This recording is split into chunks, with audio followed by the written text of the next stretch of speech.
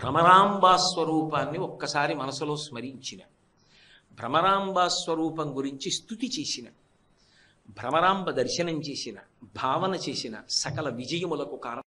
కంచిలో కామాక్షి పరదేవత శుక్రవార మంటపానికి వస్తుంది, వచ్చి నడుస్తుంది. అప్పుడే మూకశంకరుల్ని అనుగ్రహించి అందరూ పెద్దలు అనుభవించారు. ఆ తల్లి నడుస్తుండగా జుబుకేశ్వరంలో వరదన్ అని చెప్పి ఒక వంటలవాడు వంటంతా చేసి కాళ్ళు దాపు కూర్చున్నాడు.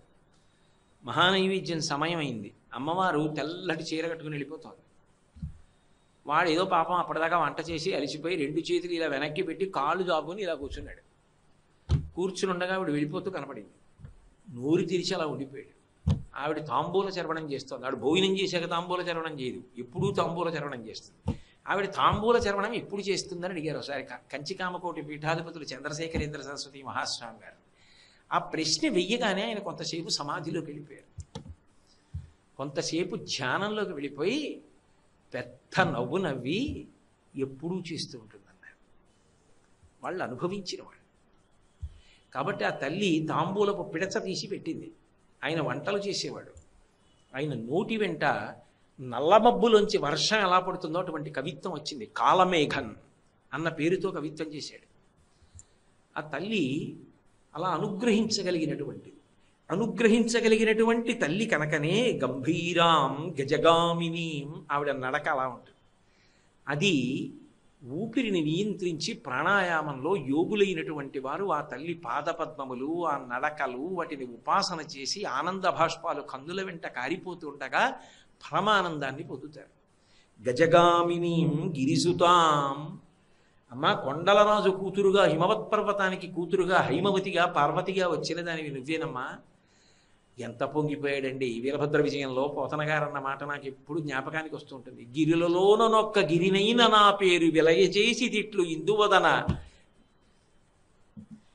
నీకు తండ్రినైతే నాకింత చాలదే ఇది మహాద్భుతంబు ఇందువదన అంటాడు. అమ్మ లోకంలో మనుష్యులుగా పుట్టిన వాళ్ళ పేర్లే జ్ఞాపకం ఉండట్లేదు. కారే రాజులు రజ్యములు గెలువరే గర్వోన్నతిం పొందరే వారేరి సిరి మూట కట్టుకుని పోవంజాలిరే భూమిపై పేరీనం కలదే శిబి ప్రముఖులను ప్రీతిం యజక్కాములై ఈరే కోర్కెలు వరలం తలపరే కాలమన్ భార్గవ. వచ్చి వెళ్ళిపోయిన వాళ్ళందరి పేర్లు గుర్తుండిపోయాయి అమ్మ. 10 మీద గుర్తుంటారు. అటువంటిది నేను కొండ. కానీ గిరులలోనొక్క గిరినైన నా పేరు వెలయచేసి తిట్లు ఇందువదన, నీకు తండ్రినైతి నాకింత చాలదే ఇది మహాద్భుతంబు ఇందువదన. నేను నిన్ను కనలేదమ్మా, నువ్వు నన్ను తండ్రిని చేశావు, నాకు కూతురుగా వచ్చేయి. గిరిజా అని పేరెట్టుకున్నావు. హిమవంతుడి కుమార్తె హైమవతి అన్నావు, పర్వతరాజపుత్రి పార్వతి అన్నావు. అమ్మా నన్ను అనుగ్రహించావు, నా జన్మకి చాలమ్మా. కాబట్టి గిరిసుతాం ఆ పేరెత్తేటప్పటికి ఆవిడ పొంగిపోతుంది. దక్షుడంటే ఎంత విసుక్కోవలసిన అవసరం, హిమవంతుడి పేరు చెప్తే ఆవిడకి అంత సంతోషం. కాబట్టి గిరిసుతాం గంధాక్షత అలంకృతాం, భ్రమరాంబా స్వరూపంగా అమ్మవారిగా ఆవిడికి అత్యంత ప్రీతిపాత్రమైనది అలంకారం. పూజలో గంధాలంకారము, అక్షతలు. అక్షతలు అంటే నడుము విరిగిపోయిన బియ్యం కాదు, చక్కగా పొడవుగా ఉండి పసుపు అలదబడినటువంటి బియ్యం. అందుకే మనం ఈ దేవీ నవరాత్రుల్లో బహుశా రేపే ఉందేమో గంధాక్షతలు. అది కూడా ఏది సాన మీద తీసినటువంటి గంధం, సువాసనాభరితమైనటువంటి గంధం. అటువంటి గంధాన్ని తీసుకొచ్చి అమ్మవారికి అలది ఆ అక్షతలతో పూజ చేస్తారు. అది అమ్మవారు మహాప్రసన్నురాలవడానికి కారణం. కాబట్టి గంధాక్షతాలంకృతాం. ఆ తల్లి గంగా గౌతమ గర్గసంనుతపదాం. గంగా సమస్త ప్రాణుల యొక్క పాపమును తీసేస్తుంది. మహోత్కృష్టమైనటువంటి ప్రవాహం. శివుని యొక్క జటాజూటానికి తగిలి ఆయన శరీరానికి తగిలి పడినటువంటి ప్రవాహం. భవంగపతితంతోయం పవిత్ర విధిపస్పృశు అంటారు రామాయణంలో. రంగత్తుంగ తరంగ సంఘములతో రంజిల్లు ఘోషంబుతో బంగారంబగు పొంగుతో నురగతో పువ్వాట తుంపర్లతో బంగుల్ సల్పుచు జంగలించుత నభో భాగము నుండి జారన్ గంగమ్మను దల్చితే శిరవునన్ రంజిల్లుతున్ శంకర అంటారు. అటువంటి గంగ ప్రతిరోజు భ్రమరాంబ యొక్క పాదములకు నమస్కారం చేస్తుంది. గంగా గౌతమ మహర్షి కూడా గంగని తీసుకొచ్చాడు. మిగిలిన వాటిని గంగ శబ్దం వేరు కానీ గౌతమీ గంగా అంటారు గోదావరిని. కాబట్టి అటువంటి గౌతమీ గంగని తీసుకొచ్చినటువంటి గౌతమ మహర్షి కూడాట ప్రతిరోజు భ్రమరాంబకి నమస్కారం చేస్తాట. గర్గుడు భాగవతంలో కృష్ణ సంబంధంలో కనబడతాడు. ఊరకరారు మహాత్ములు వారథముల ఇండ్లకడకు వచ్చుటలెల్లం కారణము మంగళములకు మీరొచ్చుట శుభము మాకు నిజము మహాత్మా అంటాడు నందుడు గర్గుడు వచ్చినప్పుడు. అటువంటి గర్గుడు మహానుభావుడు కృష్ణుడికి పేరుంచినవాడు భ్రమరాంబ ఆరాధన చేస్తాట. అందుకని గంగా గౌతమ గర్గసం నుతపదాం గాం గౌతమీం గోమతీం. గాం, ఈ భూమి మీద ఆవిడ తిరగవలసి వస్తే గోస్వరూపంతో తిరుగుతూ ఉంటుంది. ఎక్కడెక్కడ గోవు తిరిగిందో అక్కడక్కడ భ్రమరాంబ తిరుగుతోందని గుర్తు. కాబట్టి గాం గౌతమీం, గోదావరి నది. గోదావరి నది ప్రవాహం భ్రమరాంబ యొక్క వేరొక స్వరూపం. గోదావరి నది భ్రమరాంబయే అని. అలాగే గౌతమి గాం గౌతమీం గోమతీం. శ్రీరామాయణంలో అయోధ్యకాండలో కనపడుతుంది గోమతీ నది వృత్తాంతం. రాముడు గోమతీ నదిని దాటుతాడు.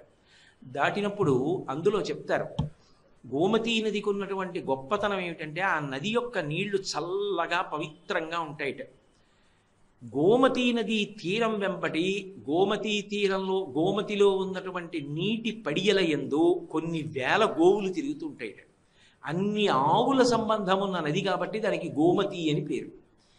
ఒక ఆవు కారణంగా వచ్చిన నది కాబట్టి గౌతమి అని గోదావరికి పేరు.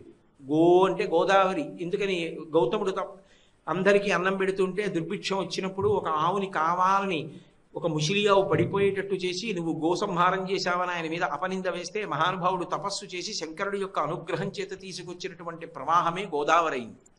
కాబట్టి గోమతి నదికి గోస్పర్శ, గోదావరికి గోస్పర్శ. గోవు గోవుగా గొప్పది కాబట్టి ఆవిడ సురభీస్వరూపం. ఈ గోవులన్నిటినీ కన్న తల్లి భ్రమరాంబ. కాబట్టి అందుకే ఆ తల్లి అనుగ్రహము కలిగినది అనడానికి గుర్తు ఏమిటంటే ఓ ఆవు రావాలి.